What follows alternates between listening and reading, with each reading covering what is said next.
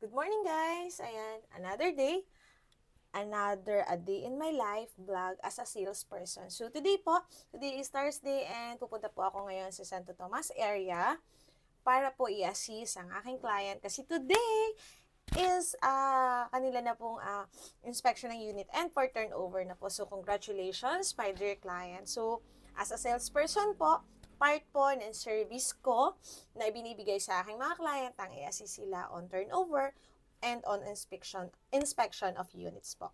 So, mahalaga pong ma-inspect or ma-punch list para just in case may gusto pa po tayong hindi po natin gusto dun sa turnover. So, mapapagawa po natin sa developer. So, samahan niyo po ako. See you! Hi guys! Ayan, biyahe na po tayo papunta sa Santo Tomas area. Ang aking pong buyer ay nandun na. So, medyo late lang naman ako ng kaunti. Actually, ang ano naman po namin, meeting time namin is 9:30 pa. So, napaaga lang po ang aking buyer kasi galing pa siyang Cavite. So, see you later! Hi guys! Andito na tayo sa site. And pupunta na tayo sa office. Ayan na, welcome po kay Mercedes Homes. Santo Tomas, Batangas. Diretso muna po kami ng office kasi ngayon attend ng orientation muna ang aking buyer bago mag-punch list and then bago po siya para ma-check po na. Ayan. See you later! Ayun guys, pupunta na tayo sa office para umatid dito sa kabilang side. Ayan, sasabihin na. Ayan na, dito na tayo. May waiting na sila ng orientations and then nagsasign na sila. Ito naman ay sa application po ng Meralco.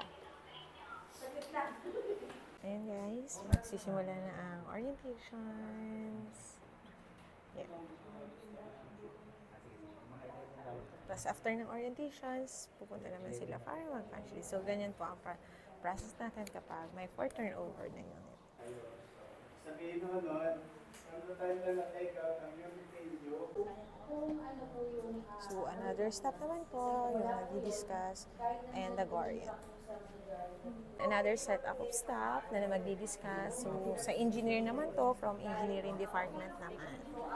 So, yung kanina po, yung nauna sa property management, din yung pangalawa ay sa sales and documentation. So, ngayon nasa engineering. Guys, pupunta na tayo with my buyer. Pupunta na tayo sa unit para mag-inspect at mag-punch list. Ayun na guys. Check na po ni ito po yung burger stop.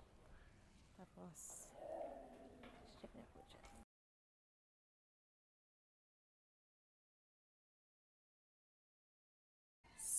So, ayun guys. Andito na si Sir. Kapatid po siya ng buyer ko. And itanong po natin yung mga ilan sa masasabi niya about dito kay Sabina here at Santo Tomas. Sir, kamusta po yung unit nalakuha ni ma'am ng sister niyo? Okay naman. Ganda. Maganda po siya. Ayun yung location, sir. Medyo malayo pero siguro sa umpisa lang yan. Pero maganda naman. Hindi naman masyadong kalayuan sa highway. Okay. Sakto lang. Okay. Saka maganda ang paligid kasi parang forest site siya. Makita mo yung ano bang bundok yan? Makiling. Makiling, tama. Maganda. Na po, accepted na yung unit. So, makukuha niyo na po yung susi and pipirmahan na ni sir.